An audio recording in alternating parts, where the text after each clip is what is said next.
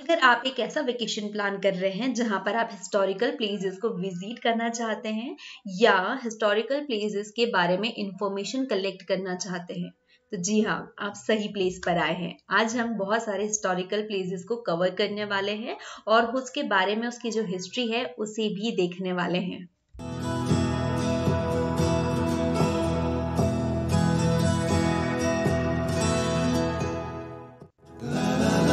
हमारा आज का चैप्टर है a journey toward cultural assimilation.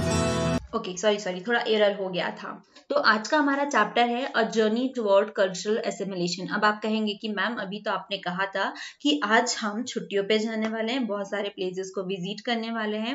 तो जी हाँ, मैं गलत नहीं थी। ये चैप्टर एसिमिलेट इसीलिए किया गया है क्योंकि हमारे यहाँ पर जो है, हम लोगों ने लास्ट कुछ चैप्टर्स में पढ़ा था कि हमारे यहाँ पर मोहम्मद गौरी आया, महमूद गजनवी आया, फिर उसके बाद में मुगल एम्पायर आया और इतने सारे लोग जब इंडिया में एंटर किए और हमारे पास हमारा खुद का एक अपना कल्चर था। जब ये लोग आए तो ये अपने साथ में अपने कल्चर को लेकर के आते हैं, ठीक है। और हमारे पास अपना कल्चर पहले से ही था, हम हिंदू थे, ये मुस्लिम थे, और इन दोनों को जब एसिमिलेट किया गया तो इसीलिए हमने इसको एसिमिलेशन कहा, a journey toward cultural assimilate.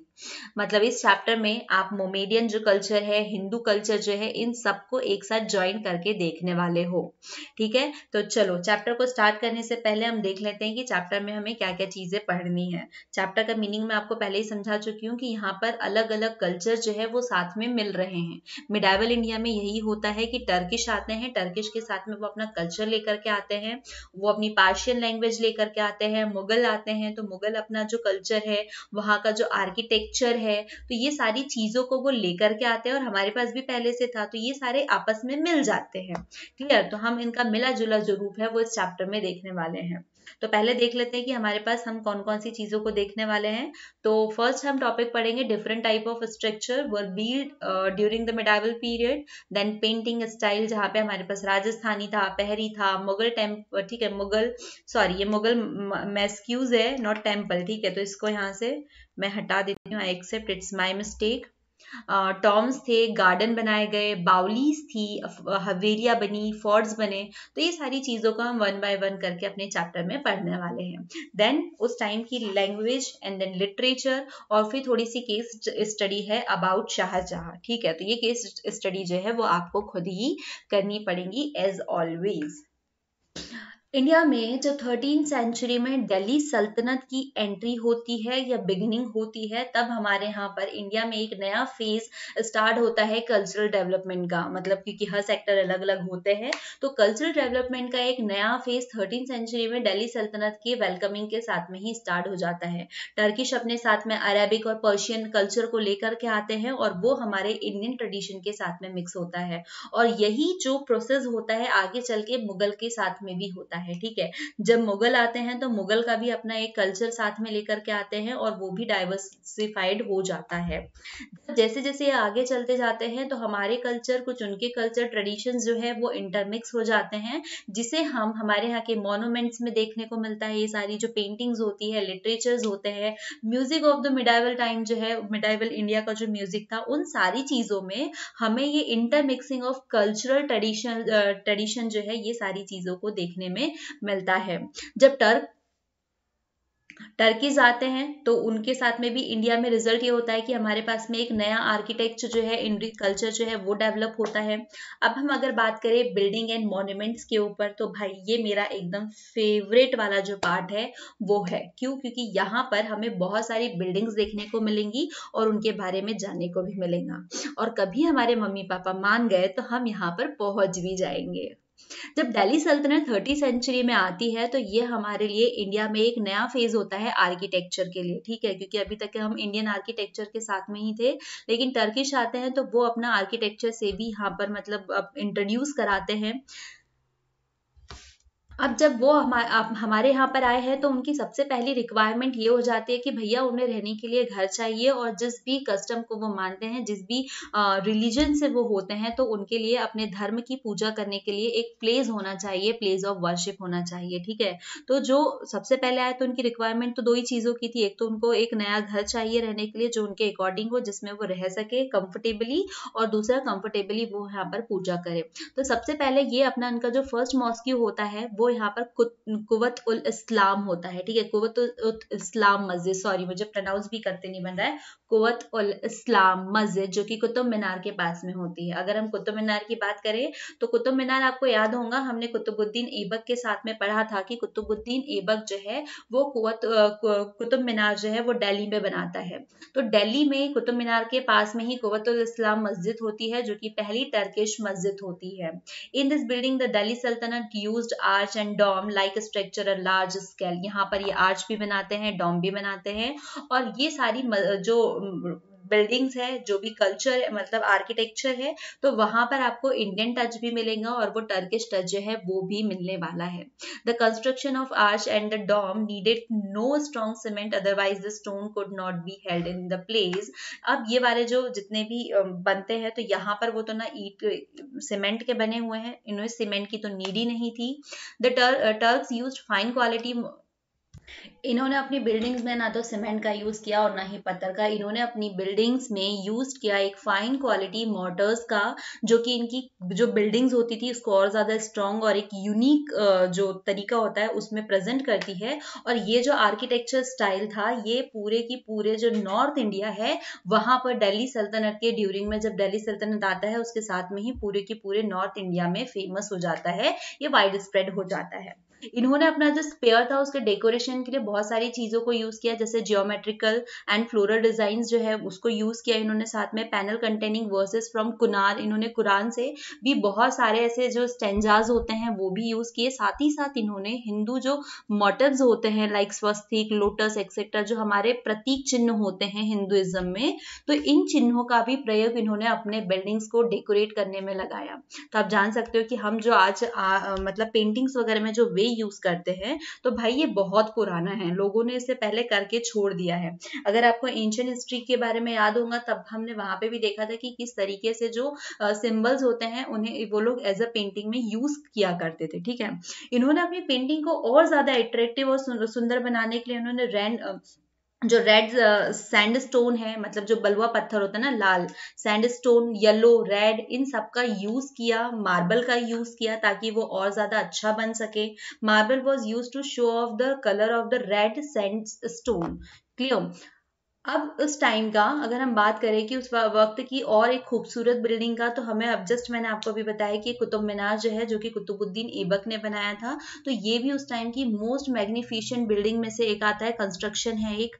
Clear. तो ये कुतुबुद्दीन ऐबक ने बनाया था, और इसी को मतलब जो कुतुबुद्दीन ऐबक है इसको बना दिया था, लेकिन इसके बाद में इल्तुतमिश जो है इसने उसको कंस्ट्रक्ट भी करवाया था, क्योंकि इसकी जो बिल्डिंग्स है वो अधूरी रह गई थी, तो इसको अलग अलग टाइम पीरियड में अलग अलग लोगों द्वारा कंप्लीट कराया गया।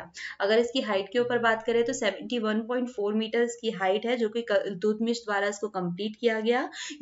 Iltutmish is unique in the use of red and white sandstone and marble, इसने इसमें रेड सैंडस्टोन और मार्बल का यूज करके इसको और ज्यादा यूनिक बनाया। साथ ही साथ यहाँ पर बैल्कनीज भी है जो इसको एक स्पेशल फीचर भी प्रोवाइड कराती है। फिर हम अलाउद्दीन खिलजी के ऊपर बात करें, मतलब उसके बाद में खिलजी एम्पायर आ जाता, डायनेस्टी आ जाती है, तो खिलजी ने भी सीरी जो है एक कैपिटल स्टेब्लिश कराई। जो दिल्ली सल्तनत था तो उसकी एक नई कैपिटल उसने सीरी में स्टार्ट कराई, जो कि कुतुब मीनार से कुछ ही दूरी पर स्टैब्लिश थी। सॉरी मुझे उसका पिक्चर नहीं मिला तो मैंने वो नहीं लगाई।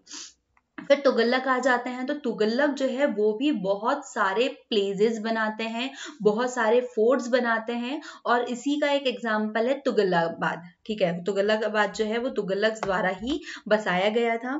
तुगलक जो है वो बहुत सारे रिजॉर्ट्स भी बनाते हैं, जिसमें से एक जो हौज खास जो है वो भी एक बहुत बड़ा लेक, मतलब हौज खास जो है एक इम्पॉर्टेंट बिल्डिंग आती है उसमें, और यहाँ पर एक बहुत बड़ा लेक भी है इसके अराउंड में। ठीक है, तो ये सारे जो प्लेसेस मैं बता रही हूँ इम्पॉर्टेंट है, वो इम्पॉर्टेंट आपके चैप्टर्स के लिए भी है और उन लोगों के लिए भी इम्पॉर्टेंट है जो इन सारी चीज़ों में इंटरेस्ट रखते हैं। और ये यहाँ से ये भी पता चल रहा है कि कौन सी बिल्डिंग किस पीरियड से आई है और कहाँ पर बनी हुई है। जैसे कुतुब मीनार जो है वो कुतुब मीनार जो है कुतुबुद्दीन ऐबक ने बनाई थी। सीरी किसने बसाया था, तो खिलजी डायनेस्टी में जलालुद्दीन खिलजी जो है सॉरी तब आता है। ठीक है, फिर उसके बाद में तुगलक बाद जो है वो तुगलक डायनेस्टी में आता है और यहीं पर एक हौस खास जो है वो भी बनाया गया जिसमें एक बहुत बड़ा लेग आता है। अब तुगलक के इसमें ही एक और प्लेस बना था, एक फोर्ट बना था जो कि कोटला में है। ठीक है, मतलब उसने एक नया फोर्ट भी बनाया था जिसको आज हम कोटला के नाम से जानते हैं। देख सकते हो कितनी अच्छी अच्छी बिल्डिंग्स है। मेरी पिक्चर्स जो मैंने लगाई है वो थोड़ी सी ब्लर है, बट ट्रस्ट मी रियल में ये देखने में उतनी ही यूनिक है। मैंने सारी तो नहीं देखी है बट कुछ कुछ प्लेसेस देख चुकी हूँ। सिर्फ ताजमहल देखा है भाई। ठीक है, जल्दी ही सारे प्लेसेस हम विजिट करेंगे। अब हम आते हैं लोधी सल्तनत पे। ठीक है, जब लोधी पे आते हैं तो इन्होंने भी आर्किटेक्चर में एक बहुत स्पेशल टच प्रोवाइड कराया। इन्होंने टॉम्स जो है, मतलब इन्होंने अपने आर्किटेक्चर में placing by tombs their tombs in the midst of the use gardens, उन्होंने उनके जो गार्डन्स होते थे वहां पे इन्होंने टॉम्स बनाए। ठीक है, आगे हम बहुत सारे टॉम्स के एग्जांपल भी पढ़ने वाले हैं। तो ये जो पिक्चर दिख रही है आपको ये लोधी गार्डन की है जो कि न्यू दिल्ली में बनी हुई है और जो कि एक फाइन एग्जांपल है उस टाइम के गार्डन का जो वो टॉम बनाया करते थे in middle of garden. Clear. With the advent of the Mughal rule, there was an outburst of many-sided cultural activity. अब तो भाई यहाँ पर लोधी हो जाता है। अब यहाँ से हम इसको खत्म करते हैं। अब हमारे पास में आता है मुगल एम्पायर। तो मुगल एम्पायर जब आता है तो सबसे ज्यादा जो आर्किटेक्चर होता है वो इस ड्यूरेशन में ही होता है। अभी लास्ट चैप्टर में जस्ट आपने पढ़ा होगा कि शाहजहां जब आता है तो शाहजहां ने बहुत सारे आर्किटेक्चर बनाता है। ये जो गोल्डन पीरियड होता है ना आर्किटेक्चर का, तो वो शाहजहां के टाइम पे ही होता है। ठीक है, उसने बहुत सारे फोर्ट्स बनाए। ठीक है, ताजमहल तो आपको पता ही पता है। तो ये सारी चीजें ना उस टाइम में होती है और ना सिर्फ शाहजहां ने बल्कि सारे जितने लोग आते हैं सभी वहां पर कोई ना कोई जो चीज है वो बनती चलती है। ठीक है, मुगल पीरियड को हमने सेकेंड क्लासिकल एज भी कहा है गुप्त एज के बाद में, क्योंकि गुप्त एज जो थी एंशिएंट इंडिया में हमने पढ़ी थी तो वहां पर भी हमने बहुत अच्छे अच्छे मंदिरों का निर्माण देखा था या उसका आर्किटेक्चर देखा था। अब हम मुगल पीरियड में भी सेम चीजें देखने वाले हैं। तो मुगल जो है उन्होंने इंडियन ट्रेडिशन को भी साथ में लेकर के चला। ठीक है, the Mughal period integrated Mughals with the Indian tradition, these led to a unique cultural assimilation. ठीक है, जो एसिमिलेशन की बात कर रहे थे हम लोग तो यहीं पर वो इंडियन टच भी आ जाता है और जो मुगल एम्पायर वाला टच होता है वो भी यहाँ पर आ जाता है। With the coming of Mughal architecture got a boost. अब हम देखते हैं कि भाई इनने क्या क्या बनाया। देखो मुगल्स जो है उन्होंने बहुत सारे फोर्ट्स बनाए, प्लेसेस बनाए, गेट्स बनाए, मॉस्क्यूज बनाए। ठीक है, उन्होंने बहुत सारे ब्यूटीफुल ब्यूटीफुल गार्डन्स बनाए जिसमें पानी भी था, है ना, वाटर रनिंग थ्रू देम, जिसमें पानी होते हुए निकल रहा है उसमें से। Some of garden made by Mughal such as the Nishant Bagh in Kashmir, Shalimar Bagh in Srinagar, Jammu Kashmir में है ये। ठीक है, Srinagar in Jammu Kashmir, Pinjore garden in Punjab. ठीक है, तो ऐसे बहुत सारे गार्डन जो है वो मुगल एम्पायर के ड्यूरेशन में भी बने हैं। अब हम आ जाते हैं अकबर के पास में। तो अकबर जो है वो पहला एम्पीरियर था या पहला सम्राट था जिसने यहाँ पर बहुत सारी एक सेकेंड। अब अकबर हमारे महान इतने थे कि उन्होंने पहला ऐसा एम्पीरियर था जिसने मतलब फर्स्ट टाइम जो है ना कि कंस्ट्रक्शन वाले एरिया में अपना टाइम वगैरह जो है वो इन्वेस्ट करते हुए जाता है, इन्वेस्ट करता है एक्टिविटीज। तो इन्होंने बनाया था आगरा में रेड फोर्ट। ठीक है, आगरा फोर्ट जो है वो रेड सैंडस्टोन से बना हुआ था, मतलब जो लाल बलुआ पत्थर है उससे बनाया गया था आगरा वाला फोर्ट। जब आप आगरा का ताजमहल देखने जाए तो आपको ये फोर्ट भी देखने को मिलेगा। एंड यस, मैं कह सकती हूँ कि मैंने ये देखा हुआ है। ठीक है, इन्होंने फतेहपुर सिकरी भी बनाया। ठीक है, आगरा फोर्ट तो बनाया ही बनाया पूरे रेड कलर में, साथ ही साथ इन्होंने क्या बनाया, फतेहपुर सिकरी भी बनाया जो आगरा से 36 किलोमीटर की दूरी पर है। ठीक है, जो कि 8 साल में कंप्लीट होता है। Fatehpur Sikri was the capital of Mughal Empire under Akbar's reign from 1571 to 85। जब तक अकबर का टाइम रहता है 71 to 85 के बीच में फतेहपुर सिकरी जो है वो इसकी कैपिटल रहती है। ठीक है। अब जो यहाँ से छोड़ के जाने का टाइम आता है कि कैपिटल कैसे शिफ्ट होती है, तो यहाँ पर पानी की बहुत ज्यादा कमी होती है और पानी की कमी के वजह से ही क्या होता है कि वहां से उनको वो हटानी पड़ती है, ठीक है, जो कैपिटल है वो उसको हटानी पड़ती है। अब हम बात करते हैं शाहजहाँ की, ठीक है। तो शाहजहाँ के टाइम पे ना, अभी जैसे मैंने बताया कि एक तरीके से कहते हैं कि गोल्डन पीरियड था, तो शाहजहाँ के टाइम पे ना मतलब आर्किटेक्चर रिच्ड इट्स एक्सीलेंस, ठीक है, वो एक्सीलेंस पे चली गई थी। उन्होंने मार्बल का यूज किया डेकोरेट करने के, दीवारों को डेकोरेट किया, use of marble and decorating the walls with the floral design made of semi precious stone called pietra dura were introduce. Shahjahan use this decorative style in Taj Mahal which is truly a jewel in the art heritage of the world। अब आपको याद होगा कि हम जो 7 wonders of the world है उसमें से एक वंडर हमारे इंडिया में मौजूद है और वो वंडर है ताजमहल, ठीक है। शाहजहाँ ने अपनी बेगम की याद में बनाया गया था, ठीक है, नूरजहां के याद में, और उसकी फेवरेट वाइफ थी, ठीक है। ये हम लोग लास्ट चैप्टर में पढ़ चुके हैं कि उसकी फेवरेट वाइफ थी, ये उनकी थी, तो उसी की याद में उसकी डेथ पे उन्होंने एज अ मकबरा जो है ना वो कहते हैं, तो वो इन्होंने ताजमहल बनाया था। ताजमहल बनाने के लिए उन्होंने टोटली व्हाइट मार्बल का यूज किया, ठीक है, बहुत सारे मतलब उसके ऊपर कारीगरी भी लगाई। और एक छुपी हुई स्टोरी ये सुनाई आती है कि जब ताजमहल बन चुका था तो उसके बाद में शाहजहाँ ने सारे मजदूरों के हाथ भी कटवा दिए थे, ठीक है। ताजमहल जो है वो पूरी तरीके से व्हाइट मार्बल से बना हुआ है और उसके ऊपर पूरा की पूरा जो खर्चा था वो अप्रोक्सीमेटली जो है 32 मिलियन रुपीस का लगा हुआ था, ठीक है, ये अप्रोक्स है, ओके।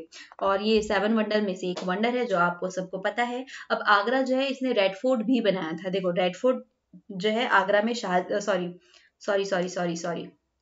आगरा में जो रेड फोर्ट बना हुआ था तो वो अकबर ने बनाया था, और ये जो रेड फोर्ट है, ठीक है, वो उसको हमने आगरा फोर्ट का है, ठीक है, वो रेड सैंडस्टोन से बना हुआ था। सॉरी मेरे जो वर्ड्स है थोड़े मिक्स मैच हो रहे हैं, मैं एक बार क्लियर कर दूं। देखो आगरा के ऊपर बात करें तो आगरा में जो फोर्ट बना हुआ था तो वो फोर्ट जो था वो रेड सैंड स्टोन से बना हुआ था, क्लियर। अब आता है दिल्ली का जो रेड फोर्ट आता है, ठीक है, दिल्ली का जो रेड फोर्ट है वो बनाया है किसने, शाहजहां ने, ठीक है, इन शाहजहाबाद इन दिल्ली, ठीक है। रेड फोर्ट जो है वो पूरी तरीके से रेड सैंडस्टोन से बना हुआ है, जो कि बहुत अच्छी मतलब एक बिल्डिंग भी वो होती है, और इसमें 2 बिल्डिंग्स आती है, दीवाने आम और एक आता है दीवाने खास, ठीक है। तो दीवाने आम, ठीक है, आप इससे याद रखेंगे कि जो दीवाने वो नॉर्मल पब्लिक के लिए आती है, ठीक है, वो हॉल है पब्लिक ऑडियंस के लिए, जितनी भी पब्लिक है, दीवाने आम में सारी पब्लिक हो सकती है। और दीवाने खास जो है वो हॉल ऑफ प्राइवेट ऑडियंस, ठीक है, वो हॉल किसके लिए बना है, जो उनकी खुद की प्राइवेट ऑडियंस है, जो कि स्पेशल मीटिंग्स वगैरह होंगी तो उसके लिए ये सिक्योर था, ठीक है, रिजर्व था, sorry reserve word is much better than secure, okay. तो रेड फोर्ट पता चल गया कि रेड शाहजहां ने बनवाया था, इसमें 2 चैम्बर थे, एक तो दीवाने आम और दूसरा था दीवाने खास। दीवाने खास जो है वो खास लोगों के लिए है और दीवाने आम जो है वो आम लोगों के लिए है। इसके साथ साथ में जो है ना शाहजहां ने और भी मॉस्क्यूज बनाए थे, जिसमें एक आती है मोती मस्जिद जो कि आगरा में है, ठीक है, जो कि बिल्ड है मार्बल से बना हुआ है, और एक दूसरा आता है जामा मस्जिद जो कि दिल्ली में बना है, और जो जामा मस्जिद है वो रेड सैंडस्टोन से मिलकर के बनाई हुई है, ठीक है। जो मोती मस्जिद है वो व्हाइट मार्बल से बनी हुई है, और जो जामा मस्जिद है वो किससे बनी हुई है, रेड सैंडस्टोन से, जो कि दुनिया का सबसे बड़ी मस्जिद जो है उसके से मॉस्क्यू से भी जाना जाता है। The special feature of this mosque are the domes and the minarets adding beauty and grace of the monuments, ठीक है। अब हम इसके बाद में थोड़ा सा और आगे जाते हैं, तो हमारे पास में बंगाल और गुजरात का जो स्टाइल आता है वो भी आता है, जिसमें से एक फेमस बिल्डिंग है पंचमहल, जो कि आप अपनी स्क्रीन पर देख पा रहे होंगे, ठीक है, जो कि एकदम डिफरेंट टाइप के पिलर्स जो है वो यहाँ पर यूज किए गए हैं, ठीक है। The Gujarat style of architecture is used in the palace build in Rajput wife. अब ये जो गुजराती वाले जो पैलेसेस बनाए गए ना, जो जगह बनाई गई है, तो ये राजपूत जो है वो अपनी वाइफ्स के लिए बनाया करते थे, ठीक है। जब राजपूत वाली पिक्चरें देखते हैं ना हम, तो उसमें पता चलता है कि उस महल पे अटैक हुआ है, उस महल पे अटैक हुआ है, तो ये वो उस रानी का था, उस रानी का था, इसी के तरीके से। फिर अब एक आता है बुलंद दरवाजा, ठीक है। बुलंद दरवाजा भी अकबर के टाइम पे ही बनाया गया था और अकबर ने जब गुजरात को जीता था तो उस विक्ट्री के लिए उसने बुलंद दरवाजा बनाया था। The most magnificent building in the fort complex was the gate called Buland Darwaza build to celebrate Akbar's victory in Gujarat. ठीक है, जब गुजरात, देखो भाई पहले के राजा महाराजा कितने ज्यादा वो अमीर हुआ करते थे कि जीत के ऊपर हम तो पार्टीज दिया करते हैं, वो तो बड़ी बड़ी बिल्डिंग्स बना लेते हैं। ठीक है, अब इसके साथ में सिर्फ यही नहीं था, हम लोगों ने मुगल्स के बारे में पढ़ा, दिल्ली सल्तनत की जो आर्किटेक्चर है उसके बारे में, जो हिंदी ट्रेडिशन था, जो हिंदुइज्म था, तो वहां पर भी कोई कमी नहीं थी। ठीक है, जैन टेम्पल अगर हम माउंट आबू में दिलवारा वाला देखें तो वो बहुत ही खूबसूरत दिखता है, आप स्क्रीन पे भी देख सकते होंगे, या आप जो जैन होंगे जो गए होंगे, जिन लोगों ने देख आए होंगे, ठीक है, तो उसकी ब्यूटी का अंदाजा लगा सकते हो। इसके साथ में जो खजुराहो के टेम्पल्स है, जो कि हम पहले भी एंशिएंट हिस्ट्री में पढ़ चुके हैं कि जो चंदेल्स थे, ठीक है, तो चंदेलों ने मतलब खजुराहो में कुछ टेम्पल्स बनाए थे ताकि वो टूरिज्म, जो वर्ल्ड के टूरिस्ट है उनको अपनी ओर अट्रैक्ट कर सके, और आज भी मतलब वो फाइन कंडीशन में जो है वो है, even for today it's fine sculpture curve out of the stones, out of stones. अब हम जब उड़ीसा में जाते हैं, देखो इंडिया के किसी भी पार्ट में जब आप जाएंगे तो आपको बहुत अच्छे अच्छे जो है ना आर्किटेक्चर वो देखने को मिलेंगे ही। ठीक है, ना सिर्फ वो तुगलकों के हो, मुगल्स के हो, बल्कि वो हमारे जैनिज्म के हैं, हमारे हिंदुइज्म के भी है। ठीक है, अभी हम सूर्य मंदिर भी देखेंगे कोणार्क वाला।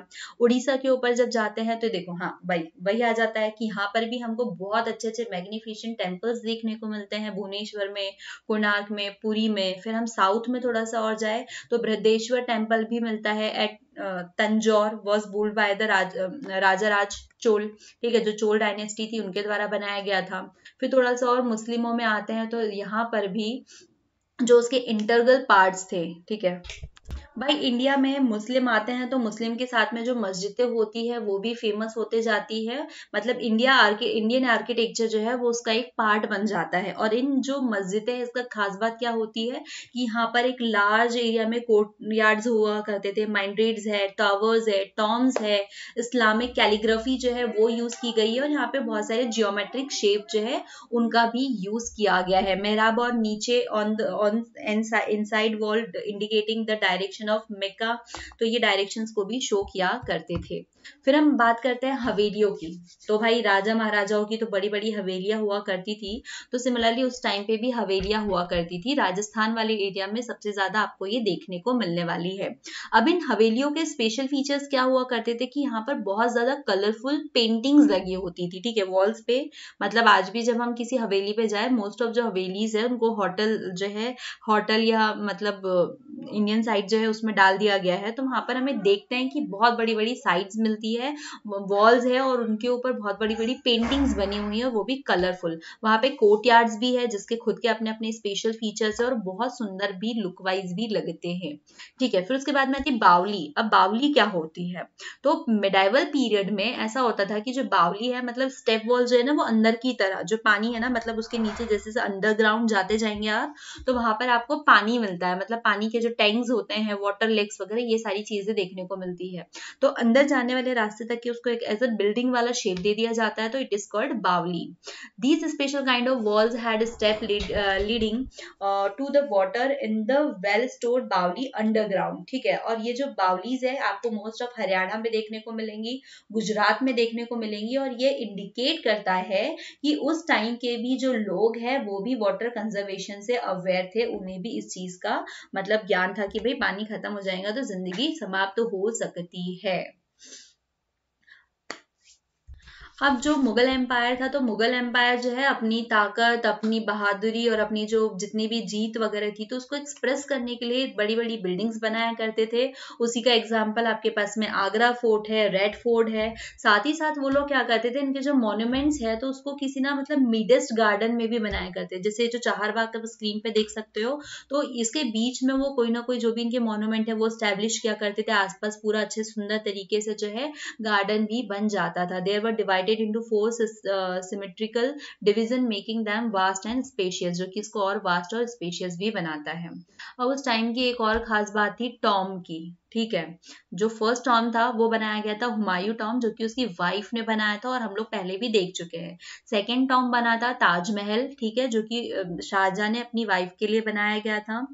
तो टॉम के बारे में और क्या ही फीचर्स देखे भाई, ठीक है, ताजमहल घूमकर आ जाएंगे। अब उस टाइम में new engineering and painting style जो है अगर हम उसको इंट्रोड्यूस करें तो उस वक्त जो है एक आर्च नाम की फेमस टेक्निक आई थी, ठीक है, जो आजकल हम हमारे घरों में लगाते हैं।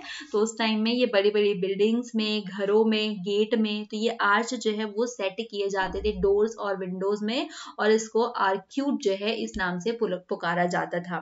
उसी टाइम पर ना एक और इंजीनियरिंग जो है वो इंट्रोड्यूस हुई थी, और वो ये थी कि वहां पर क्या होता था कि जो हॉरिजेंटल बीम्स होते थे, मतलब 2-3 हॉरिजेंटल बीम्स है और उसके ऊपर कुछ वर्टिकल कॉलम जो है वो रख दिए जाते थे, ठीक है। और ये इसका यूज कहाँ किया जाता था? मंदिर बनाने में, उस टाइम के टेम्पल्स बनाने में, बिल्डिंग्स बनाने में इस टेक्निक का यूज भी किया जाता था। फिर और एक स्टाइल वहां पर इंट्रोड्यूस हुई थी जो कंस्ट्रक्शन है, मतलब ये जो स्टाइल है इस स्टाइल का यूज कहाँ पर किया जाता था? कंस्ट्रक्शन करने में, मंदिरों में। अब हम अगर पेंटिंग्स के ऊपर बात करें तो उस टाइम में जो इंडियन पेंटिंग्स है वो बहुत ज्यादा रिच थी, ठीक है। लेकिन जब मुगल एम्पायर आता है तो वो एकदम बहुत ज्यादा एक्सलेंस हो जाती है, ठीक है, मतलब उस टाइम तक के वो अपने हायर पीक लेवल पर पहुंच जाती है। फिर औरंगजेब आता है एकदम एंड तक के, तो औरंगजेब के आने तक के क्या होता है, ये वाला जो टैलेंट होता है ना ये दब जाता है, क्योंकि औरंगजेब इन सारी चीजों को इतना ज्यादा सपोर्ट तो करता नहीं है। अब औरंगजेब के टाइम में क्या होता है, मतलब decline of the Mughal empire, तो बहुत सारे पेंटर्स जो है वो किसी नेबरहुड कोर्ट जो है ना, नेबरिंग कोर्ट, उन सारे जगह पे चले जाते हैं। कुछ राजपूत में चले गए, कुछ हिमालय में चले गए, तो जिस जिस एरिया में गए तो उनकी पेंटिंग जो है उनसे रिलेटेड ही रही। जैसे राजपूत में गए तो ये जो राजपूताना पेंटिंग देख रहे हो लेडी की, ठीक है, ये पेंटिंग तो अभी इसमें बहुत शॉर्ट दिख रही है लेकिन एक्चुअल में बहुत सुंदर हुआ करती थी, क्योंकि इसमें एक एक बारीकियों का भी ख्याल रखा है। देखो जैसे कि आप अगर इसको जूम करेंगे तो देखेंगे इसके लहंगे में भी पूरी बारीकियां रखी गई है, ज्वेलरीज में, बैकग्राउंड में, एवरीथिंग। तो उस टाइम का जो पेंटिंग कल्चर था वो भी बहुत अच्छा था, ठीक है। कुछ लोग जो है मतलब दूसरे हिमाचल प्रदेश वगैरह वाले में चले गए तो वहां पर पहाड़ी मिनीचर जो है, क्योंकि वो हिमाचल वाले, हिमालय वाले एरिया में गए तो वो पहाड़ी कल्चर आ जाता है, तो वहां पर भी पहाड़ी मिनीचर जो है वो भी वहां पर आ जाता है। तो इस टाइप के दो मिनीचर वहां पर आते हैं, एक तो राजपूताना मिनीचर और दूसरा आता है पहाड़ी मिनिएचर, ठीक है। ये राजपूताना यहाँ से काट देंगे। तो ये सारे जो पहाड़ी और जो राजपूताना है ये वहां के लोकल थीम्स थे, ठीक है। कोई अलग से इमेजिनरी चीजों को उठा के नहीं रखा गया था, जैसे कि आप अजंता केस में देखेंगे तो वहां पर भी लोकल चीजों को एक्सप्लेन किया गया। तो सिमिलरली यहाँ की पेंटिंग्स में भी लोकल चीजों को ही एक्सप्लेन किया गया है। अब हम लैंग्वेज की बात करते हैं कि अब हमारे पास लैंग्वेजेस कौन सी थी। तो भाई जब सबसे पहले जो टर्कीज आते हैं इंडिया में, ठीक है, टर्की आते हैं तो टर्की की लैंग्वेज कौन सी होती है?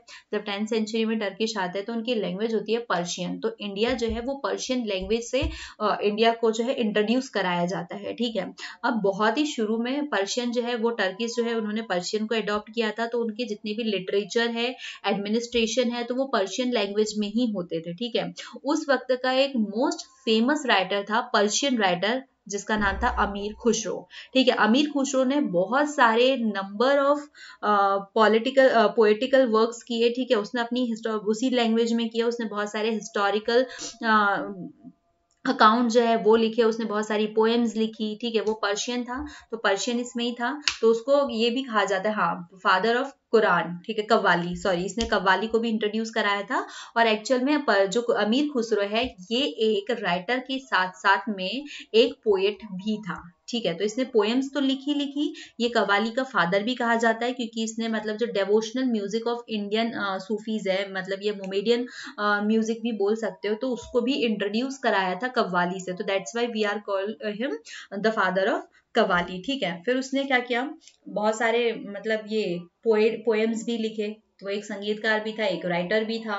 फिर उसने क्या किया, मतलब जो इंडिया है उसको क्लासिकल म्यूजिक जो है ना, ख्याल और तराना, तो इनसे कराया। तो बहुत सारे मतलब जो बात करें म्यूजिक इंडस्ट्री में तो बहुत सारी चीजें जो है वो अमीर खुसरो की देन है, ठीक है। तो अमीर खुसरो किसके ड्यूरिंग में था, मतलब पर्शियन लिटरेचर रिच्ड इन एक्सेलेंस ड्यूरिंग अकबर्स रीजन, है ना। अकबर के टाइम में पर्शियन लैंग्वेज जो है, पर्शियन लिटरेचर जो है वो बहुत हाई लेवल पे पहुंच चुका था।